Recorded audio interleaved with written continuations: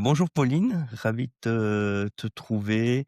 Alors on s'est croisés dans une soirée de la fédération des TPE, mais en fait on va pas parler de ça. Est-ce que tu peux te présenter, ton parcours, voilà? Bonjour Marc.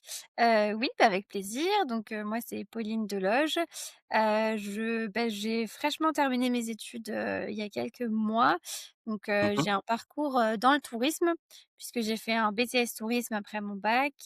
J'ai continué sur un bachelor, un bachelor travel en fait, dans une école de commerce spécialisée dans l'industrie du tourisme et du voyage et j'ai terminé dans cette même école par un master, enfin MBA, Travel Management, donc pareil dans cette école de commerce, donc ça m'a permis de toucher vraiment un peu à tous les blocs, de l'école de commerce, mais vraiment spécialisée dans cette industrie.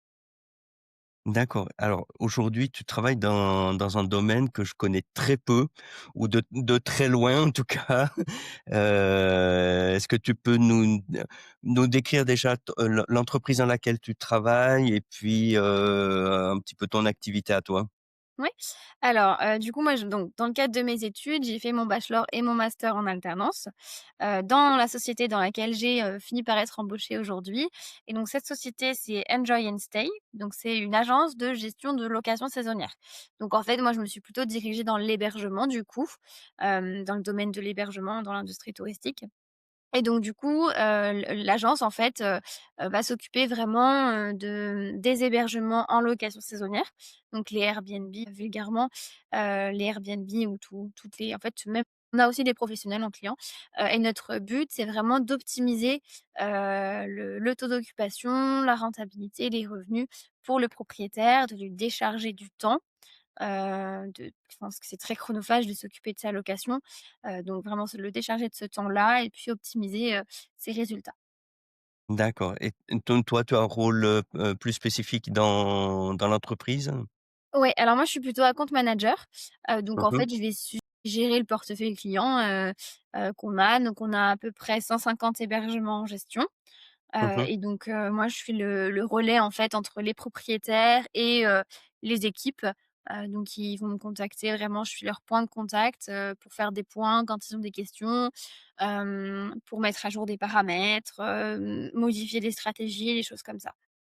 D'accord, ça me fait penser c'est un rôle à la fois commercial et puis, dans le monde du logiciel, on parle de customer success, hein, Oui. c'est un peu ça, hein? C'est ça. Bah, en fait, j'ai un peu tous les rôles du commercial pour le coup, sauf le démarchage. Mais en fait, une fois que le contrat est signé, effectivement, c'est moi qui vais faire l'onboarding et c'est moi qui vais faire le suivi client. Donc effectivement, m'assurer que tout se passe bien, tout au long de leur parcours, client. Très bien. Et bah, écoute, je veux bien que tu nous décrives un peu les activités parce qu'en préparation, moi, j'ai découvert, pas mal de choses, et notamment la complexité de l'activité. Hem, comment on peut faire? Commencer peut-être par au moment où un client arrive, voilà, il a signé un contrat avec vous, comment Ouais. ça va se Alors on n'a pas beaucoup besoin de faire de prospection, parce mmh. que donc le siège de la société est à Nice, donc on est beaucoup très implanté sur la Côte d'Azur. On a aussi quelques logements sur la Martinique et la Guadeloupe et puis après quelques-uns, aussi, en Bretagne, dans le Luberon, on développe pas mal la montagne aussi en ce moment et puis du coup avec, moi ici à Lyon, un petit peu la région Auvergne-Rhône-Alpes. Mais du coup voilà, historiquement on est vraiment sur la Côte d'Azur et on n'a pas vraiment besoin de prospecter parce qu'on est assez, connus et reconnus, sur cette région-là. Donc en fait, c'est vraiment les clients qui nous appellent d'eux-mêmes par le bouche à oreille, par des clients qu'on a qui ont des amis qui bien à mettre en location. Donc on n'a pas vraiment cette étape de prospection. Par contre, une fois que du coup on a pris contact avec nous, on va faire un rendez-vous. En général, on va, soit proposer un audit gratuit, de l'activité, du propriétaire pour voir un petit peu ce qu'il peut améliorer, et puis éventuellement l'aider. Soit, directement en fait il est intéressé, il veut se décharger de tout ça et en fait, bah, on va directement signer si, les services correspondent à ce qu'il cherche. Mmh. Une fois que la signature est faite, nous, on fonctionne en mandat de gestion. Donc c'est-à-dire qu'on a la carte G, la carte professionnelle pour, encaisser les loyers et les reverser. Donc c'est vraiment une ca la carte un peu immobilière, en fait, qui nous permet, justement d'encaisser les loyers pour les reverser et pas faire de facturation aux propriétaires. Et donc du coup, ce fonctionnement en mandat de gestion demande quand même un petit peu de papier. Donc on a, tout un process, voilà, de contractualisation avec des documents qu'on demande. Et puis une fois que voilà, on a tout, on envoie le mandat et une fois qu'il est signé, c'est moi qui vais reprendre la partie, les parties qui suivent derrière. Une fois que le mandat est signé, on fait remplir en fait un questionnaire très complet au propriétaire, enfin 2 questionnaires même différents. Un questionnaire sur, son logement, en fait, les équipements de son logement, sa situation, sa superficie, enfin voilà, tous les détails de son logement. Et puis un autre questionnaire plus concernant les paramétrages, donc le nombre de nuits minimum qu'il souhaite louer, le prix minimum, les frais de ménage si c'est lui qui s'en occupe, s'il faut bloquer une nuit avant, une nuit après, enfin voilà, vraiment toute cette stratégie-là aussi de location. Et une fois que j'ai ces 2 questionnaires-là, je vais faire l'onboarding. Tout ce questionnaire et puis tu parlais de l'audit tout à l'heure. Vous, je pense que vous avez du recul et c'est pas juste vous prenez les informations. Il y a peut-être Oui, du bien sûr. conseil, non, autour de Alors ça? déjà dans le questionnaire, il y a des petits commentaires à chaque réponse. Par exemple, sur le nombre de nuits minimum, on laisse le choix entre 1 et 5, en 1 et 7 jours. Alors 1 évidemment, c'est le meilleur parce que c'est le plus flexible et puis on va mettre par exemple entre parenthèses 2-3 nuits recommandées, 7 nuits peu recommandées. Parce que du coup, c'est très peu flexible, ça restreint beaucoup les réservations. Donc voilà, on va déjà avoir une première étape de conseil dans les réponses au questionnaire et puis après, une fois qu'on a reçu le questionnaire, s'il y a quelque chose qui nous paraît incohérent ou un prix peut-être un prix minimum trop élevé ou voilà des conditions vraiment trop strictes, dans ce cas-là, on va rééchanger avec le propriétaire pour essayer de lui expliquer un petit peu le fonctionnement des algorithmes des plateformes, voir enfin voilà, trouver en fait un terrain d'entente sur ce qui va, convenir au propriétaire et ce qui est aussi le meilleur pour sa location et pour les réservations. D'accord. Donc Voilà, ça, c'est toute la phase de démarrage, c'est ça, de prise des informations et puis exactement. de conseils sur la stratégie. D'accord. Ouais, exactement.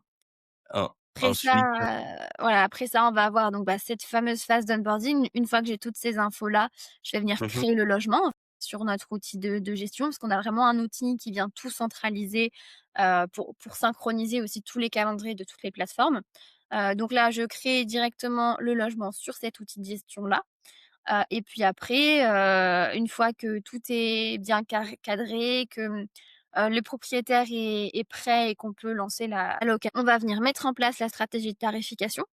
Donc là, pareil, en se basant sur les paramètres, qui ont été, remplis dans le questionnaire, mais en rééchangeant encore avec le propriétaire parce qu'en fait, on va avoir 2 types de stratégies, en fait. On va avoir le fait de privilégier le taux de remplissage ou le fait de privilégier le revenu par réservation. La différence entre ces 2 stratégies-là, c'est que le taux de remplissage, on va vouloir remplir à tout prix. Même si, le propriétaire gagne 5 € à la fin, c'est toujours 5 € de moins à sortir de sa poche. Il y en a qui réfléchissent comme ça et qui ont besoin, voilà, qui ont des gros crédits, des grosses charges, même si c'est, 5 €. Bon, ça n'a jamais été 5 €, moi, c'est pour caricaturer un peu les choses, Qui Ils préfèrent assurer le coup parce qu'il y a des voilà, crédits derrière ou exactement. des gros investissements Tout ce qu'on va rentrer, c'est ce qu'il y aura de moins à sortir de sa poche, en fait. Et l'autre stratégie, la privilégier plutôt les revenus. Ça, c'est pour ceux qui ont pas forcément une nécessité vraiment, c'est plus un revenu complémentaire, mais qui n'ont pas de remboursement excessif à faire. Où là, ils vont privilégier des, réservations qualitatives avec du enfin, quand j'entends qualitative, c'est vraiment, voilà, avec, un gros revenu, pour permettre à l'appartement de moins s'user parce qu'il y a moins de passages, forcément. Donc voilà, ils ont pas besoin absolument chaque mois d'avoir une réservation. Donc on va être sur un prix un peu plus élevé. Ils auront pas beaucoup de réservations, du coup l'appartement s'usera un petit peu moins avec le passage et ils auront des réservations, avec voilà un meilleur revenu, mais ça sera moins régulier. Donc il faut pas compter entre guillemets «dessus» non plus, chaque mois pour rembourser des frais. Voilà. Donc voilà, c'est les 2 stratégies qu'on a à peu près et on va discuter du coup autour de ça avec le propriétaire et une fois qu'on l'a fixé, on met toute la partie tarification dynamique en place. Donc avec voilà tous les paramétrages qu'on a recueillis, la stratégie du propriétaire Alors pour les gens qui connaissent pas, c'est quoi une tarification dynamique? Alors, tarification dynamique, c'est la grande famille du revenu management, le vrai nom, officiel. Donc ça va être en fait vraiment, la tarification qui bouge tous les jours, enfin tous les jours. Ça dépend des outils et des entreprises, mais la tarification dynamique, c'est en fonction d'une période et d'une demande, on va avoir des tarifs différents. Donc aujourd'hui, ça se fait beaucoup, dans l'aérien, dans le train, un peu dans l'hôtellerie aussi ici, enfin c'est ouais, surtout dans l'hôtellerie. Donc en fait, On on le est voit toujours quand il y a des confronté. salons, des choses comme ça, Voilà, les tarifs vont monter ou descendre, quoi. exactement. Exactement. Pour un billet d'avion, par exemple, je dis pas n'importe quoi, Paris-New York, il va y Mmh. avoir certaines périodes qui seront plus demandées que d'autres, où le tarif sera plus cher, que Mmh. d'autres périodes qui sont moins demandées. Si on voit que la demande augmente, bah, les prix vont augmenter. Si la demande baisse, les prix vont baisser en fonction des événements, en fonction de la demande, de l'offre aussi, parce que si on a, 15 compagnies qui font le même la même ligne, bah, forcément il y a de la concurrence, donc faut pas mettre des prix trop hauts non plus. Voilà, c'est tout vraiment, tout cet écosystème Mmh mh, mmh. de tarification en fonction de son environnement, en fait. D'accord, OK. Voilà. Et donc voilà, donc du coup, c'est vraiment cette, tarification dynamique qu'on va mettre en place, la dernière étape, avant de lancer, du coup, la création des annonces sur, à peu près, enfin plus de 150 plateformes que nous on a en partenariat, on va dire, qui sont connectées à notre outil de gestion. Donc une fois qu'on a créé le logement et fait oui. Les plateformes, c'est moi j'en connais pas 150, mais ça va être les bookings, les Ouais, c'est Airbnb, ça. des choses comme ça, C'est oui. ça, en fait, Airbnb, Les Booking, gros, ouais. Vrbo. Vrbo, par exemple, c'est un gros groupe qui rassemble déjà plusieurs plateformes, qui rassemble Mmh. Abritel, Expedia, HomeAway. Donc en fait, on passe par des portails, c'est ce qu'on D'accord. appelle des portails de réservation, comme Trivago aussi. Trivago, par exemple, on va apparaître, mais quand on veut réserver, ça va nous emmener sur le site. On va pas réserver directement sur Trivago. Et voilà, on va apparaître sur toutes ces plateformes de réservation-là, sur les portails de réservation aussi, ce qui fait qu'en fait, on est présent sur plus de 150 sites internet et plateformes, pour une visibilité maximum.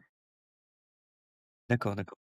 Donc du coup, effectivement, quand on a, créé le logement et mis en place la tarification, on lance la création sur toutes ces plateformes-là et la synchronisation avec l'outil de gestion. Une fois que ça c'est fait, c'est le plus gros du travail de l'onboarding, hein, donc voilà, maintenant les annonces sont créées, c'est réservable en fonction des paramètres, décidés avec le propriétaire, en fonction des prix qu'il a voulu fixer aussi. Donc après, on attend notre première réservation. Il faut savoir que les 2 premières semaines quand même de vie d'une annonce sur une plateforme est assez déterminante parce que c'est en fait pendant 2 semaines qu'elle va venir se placer un petit peu dans les algorithmes.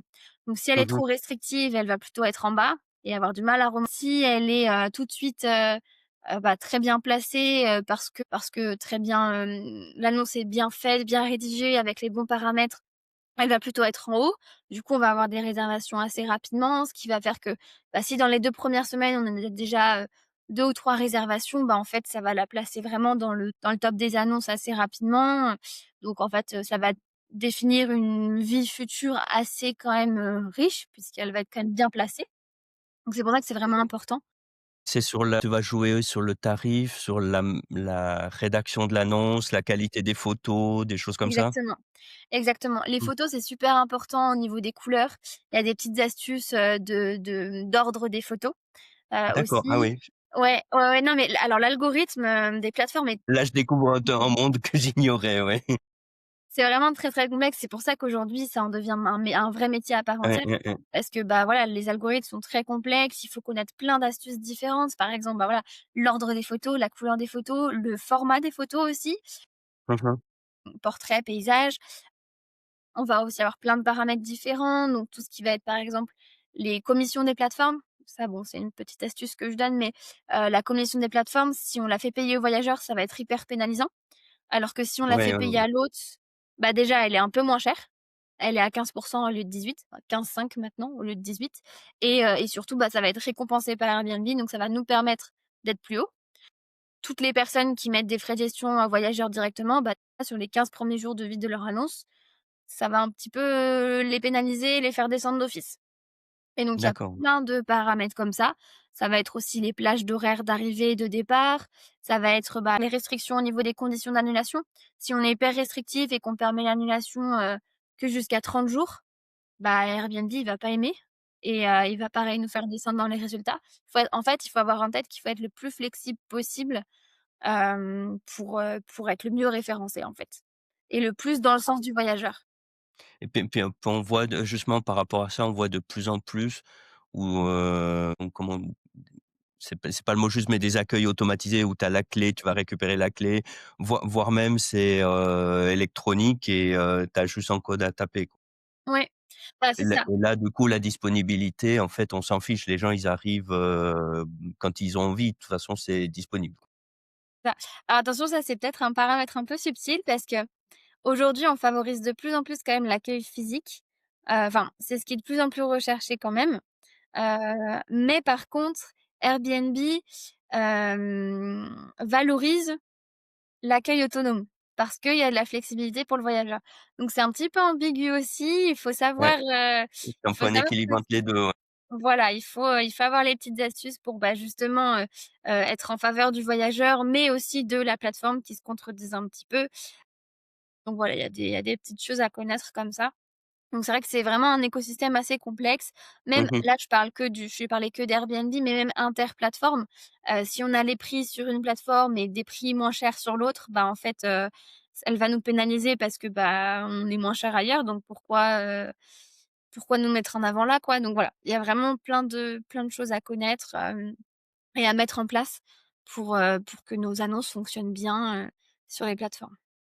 D'accord, d'accord et après, j'imagine, tu as des points réguliers, où tu on a terminé un petit peu là sur la l'onboarding ou il y a des choses que tu voulais ajouter? Non, bah, c'est ça en fait, c'est ouais, c'est vraiment la partie de l'onboarding. Après effectivement, c'est là que du coup commence le suivi propriétaire vraiment, une fois que cette étape d'onboarding est terminée, qu'on a notre première réservation, la stratégie est en place. On a effectivement des points, donc là moi j'organise un point mensuel pour l'instant, parce que les propriétaires ont quand même l'habitude de me solliciter, dès qu'ils ont une question. Donc c'est pas forcément nécessaire de faire, des points plus fréquents. Parce que de toute façon, j'ai mon agenda, en ligne qui est disponible par tous nos propriétaires et puis voilà, ils ont l'habitude de m'appeler, de m'envoyer des mails dès qu'ils ont une question. Donc Mmh. j'officialise un petit peu le point en fait en chaque début de mois, je fais un mail, enfin une newsletter on va dire, pour tous nos propriétaires, de transmettre des infos en fait. Par exemple,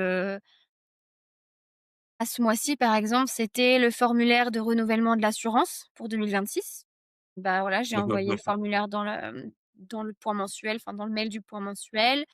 Là, on a une collaboratrice qui va un petit peu évoluer au niveau des missions. Bah, du coup, prochain point mensuel, je vais transmettre les coordonnées de cette collaboratrice pour qu'on puisse aussi la contacter.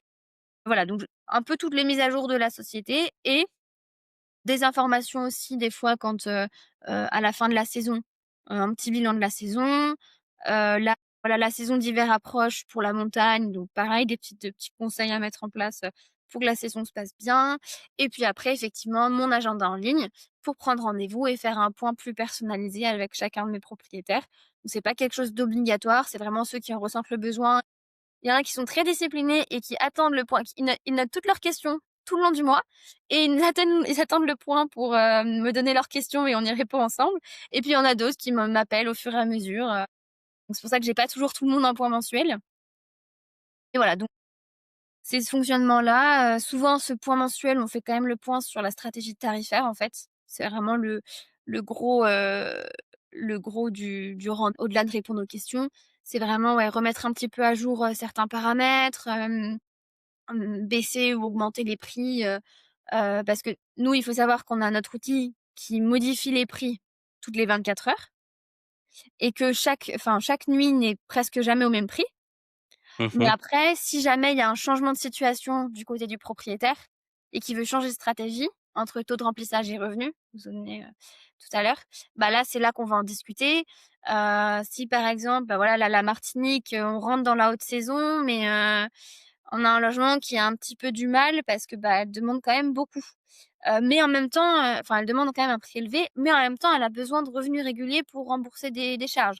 Donc, bah, là, voilà, on fait un peu de pédagogie en lui expliquant, bah, que le prix est un peu trop élevé si vous voulez plus de réservations et on fait des recherches, des petites, des leviers de Effectivement, ouais. performance, des compromis pour que la stratégie s'ajuste. C'est marrant parce que le Airbnb, c'était il y a à peu près 15 ans et au départ, c'était louer une chambre. J'ai l'impression Ouais. que ça devient c'est en train de disparaître ça et que c'est devenu de plus en plus professionnel, quoi. Mmh. C'est pas juste, j'ai un studio disponible à la montagne et quand j'y vais pas, je mets en location. En fait, c'est un métier en tant que tel, quoi, ou c'est un investissement, à part entière, quoi, hein. Alors c'est vrai qu'effectivement, oui, à l'origine, Airbnb, en plus, c'est tout juste il y a 15 ans, parce que c'était en 2010. C'est vrai que oui, c'était vraiment la chambre chez l'habitant. Airbnb a voulu, en 2024, retrouver un petit peu cette origine-là. Donc, D'accord. ils ont fait une vraie campagne, une vraie campagne publicitaire pour la chambre chez l'habitant. Ils ont rajouté une catégorie, à part entière, sur la plateforme pour ça. Ils ont valorisé vraiment, ce type de modèle et de catégorie-là. Mmh mh. Mais effectivement, c'est pas non plus ce qui est le plus demandé par les voyageurs au final. Ouais, ouais, Donc, ouais. ils sont pas revenus en arrière, mais ils se sont un petit peu rééquilibrés au final avec les logements entiers. Il faut savoir que nous, on travaille pas trop avec des investisseurs quand même. On est plutôt avec, les particuliers, vraiment les ouais, on essaye quand même de garder cette identité-là. En fait, on travaille plutôt avec on en a un ou 2 hein, des investisseurs qui ont peut-être 4 appartements sur Nice, mais voilà, c'est pas vraiment notre cœur de métier. Nous, c'est vraiment les particuliers, en fait, qui n'y connaissent rien, qui n'y comprennent rien et en fait, qui avaient pas de réservation, qui galéraient vraiment, en fait, à créer leur annonce, qui comprenaient pas, comment ça marchait, et voilà, donc là, l'idée, c'est vraiment qu'on venait de les décharger, de cette charge, justement, Mmh mh. de tout Mmh ce mh, mmh mh. temps, passé, sachant qu'on a aussi toute une partie, quand même, aussi, terrain avec, ménage, accueil, contrôle des hébergements. Donc ça, c'est pareil, mais souvent les propriétaires qu'on a, ils habitent à Paris ou ailleurs que sur la Mmh Côte mh, mmh d'Azur mh. et ils ont un appartement, à Nice, par exemple. Ils y viennent l'été, mais voilà, le reste de l'année, ils veulent louer. Nous, c'est plutôt ce cas de figure-là, plutôt que de D'accord, ouais. laisser les volets clos, parce que de toute façon, c'est pas des logements, en fait, qui seraient sur le marché du logement, de longue durée, en fait, parce qu'ils s'y rendent souvent, les propriétaires. Mais quand ils s'y rendent pas, bah, voilà, au lieu que ça reste vide, ils veulent mettre en location pour, rentabiliser un petit peu l'achat, et puis voilà, déléguer ça à une agence et avoir la partie terrain aussi avec. Alors moi, il y a quelque chose qui m'avait intéressé quand la toute première fois où on a discuté, chacun parlait de son métier à l'autre et j'imaginais pas à quel point comment votre activité, c'est quelque chose de très organisé, de très processé, de très technique. J'imaginais pas que ce soit à ce point-là avec, justement heu, une évolution des prix dynamique. Ouais, c'est quelque chose qui est très organisé, très processé, ouais. Bah, c'est vrai qu'au début, pour être, totalement honnête, au début, on l'était pas tant, hein. Sois Heu, totalement honnête, s'il te au plaît. dé Comment? Je dis: «Sois totalement honnête, s'il te plaît». Oui. Oui, non, mais non, mais oui, au début, on l'était pas tant. On avait une dizaine, enfin, on a commencé, juste après le covid, enfin Mmh même mh. pendant, en fait, 2020 et la boîte a vraiment été lancée en 2021. Mais au début, en fait, c'est le directeur de l'agence qui faisait ça, pour, des copains, quoi. Parce que lui D'accord, ah est oui. issu ouais, ouais. En fait, lui est issu de l'hébergement. Il a travaillé 25 ans dans l'hôtellerie Mmh mh. et dans le revenu management un petit peu, justement. Puis il a été directeur de Gîtes de France, Mmh mh. donc c'était à ce moment-là, en fait, que, il a voilà, pour deux trois copains qui avaient des appartements, il gérait un peu les annonces, la tarification, bon. Puis au final, en fait, il y a de plus en plus de copains qui l'ont appelé Donc oui, il s'est fait trop de copains et il a fallu faire payer. et en fait, c'est ça, c'est qu'il s'est dit: «Mais ça me plaît, il y a de plus en plus de gens qui m'appellent pour le faire, je vais créer ma société». Donc il a commencé en micro. Et puis, en fait, ça marchait tellement bien qu'après, en 2021, il a vraiment créé la société telle qu'elle est aujourd'hui. Et alors après, c'est pareil, on n'a pas commencé avec les mêmes outils qu'on a aujourd'hui. Moi, je Mmh. suis arrivée en novembre 2022 du coup, et c'est là que moi, pour le coup, je suis aussi très carrée, très procédurière.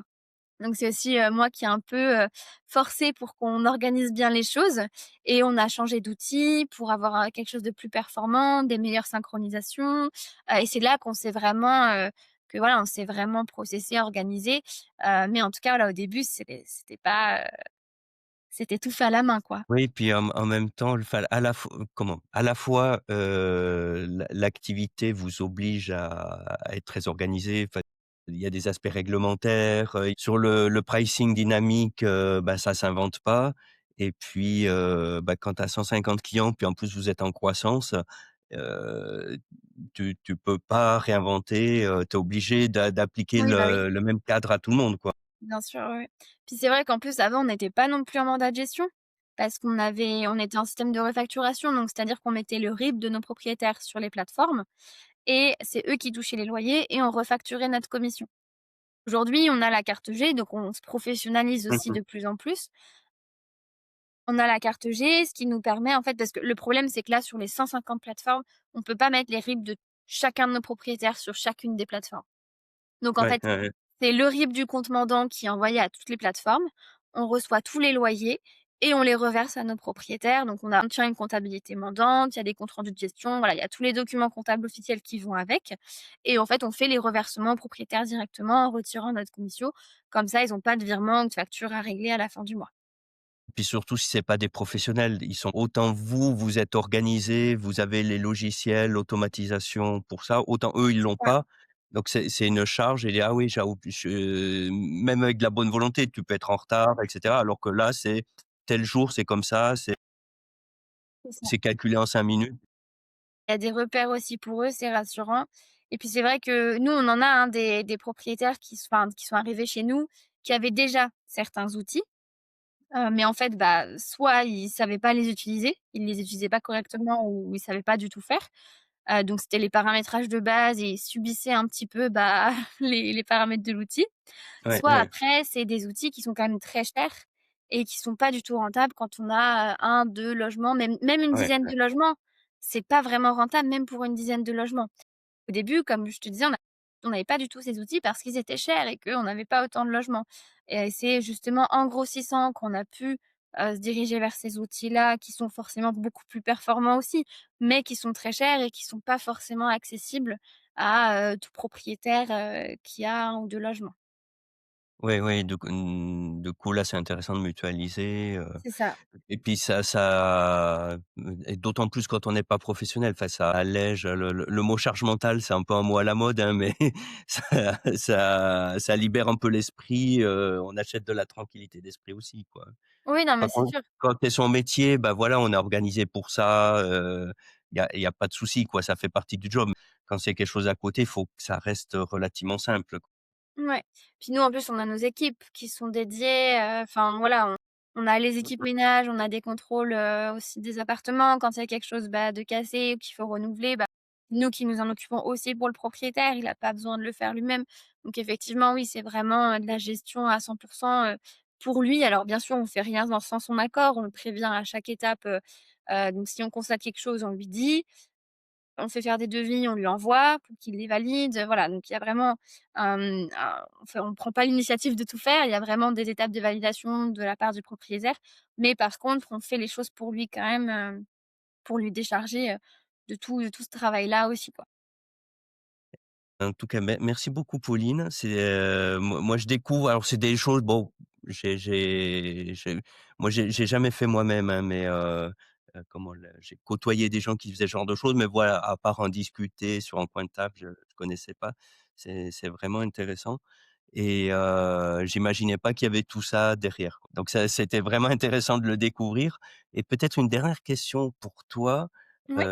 Plus à titre perso, qu'est-ce qui te plaît le plus dans ton activité, dans ton métier? Et ben, moi, c'est pareil aux propriétaires. J'adore en fait, bon alors, des fois, c'est pas toujours facile parce que je suis quelqu'un d'assez empathique et du coup, je me mets un peu trop à la Disponible. place de leurs problèmes aussi. Des fois, je suis un peu leur psychologue, j'ai l'impression, mais bon, c'est aussi justement ce que j'aime. J'adore, être au contact des gens et bah, là, on a eu une alternante qui est venue, 1 an et elle avait repris un petit peu mes missions justement de, bah, de customer success Et c'est vrai que ça me manquait un peu le contact, je m'étais plus dirigée vers, le développement logiciel, voilà, tout ce qui peut être, dès qu'il y a des soucis, des petits soucis, bah, voilà, c'est moi qui m'en chargeais et c'est vrai que ça me manquait un petit peu quand même le contact avec les propriétaires, avec les gens de manière générale et depuis qu'elle a terminé, son contrat chez nous, je l'ai repris et c'est vrai que, bah, Sauter sur l'occasion comme ça. c'est vrai que ça fait plaisir. Alors du coup, ça fait encore plus de boulot parce que, bah, forcément, j'ai toujours la partie logicielle à gérer. Mais maintenant, voilà, ça tourne quand même assez bien. J'ai eu le temps de tout bien paramétrer pour que tout se résolve assez facilement. Donc aujourd'hui, ça va plutôt bien. Mais ouais, c'est vraiment, je dirais ça, c'est vraiment le contact des propriétaires, répondre à leurs questions, les éclairer sur des choses aussi parce que, bah, j'adore transmettre, ce que je sais. Donc en fait, il y en a qui sont curieux et qui veulent tout comprendre. Donc bah, je prends le temps de tout leur expliquer et c'est aussi super, riche pour eux et puis, bah, super, cool pour moi, quoi. Ouais, mais c'est marrant parce que j'avais pensé à ça, quand de ce que je connais de toi effectivement, je lui mais voilà. Et ben écoute, merci beaucoup. C'était vraiment intéressant. Comme je disais, bah, j'ai découvert des choses que je connaissais pas et bah, là, on va arriver à la fin de l'année. Ça va être diffusé en janvier. Ouais, pas de souci.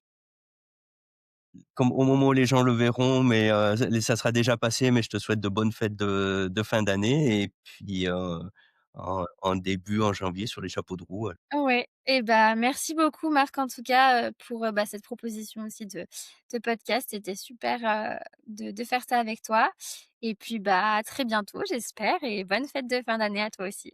Avec grand plaisir. Au revoir. Salut Marc.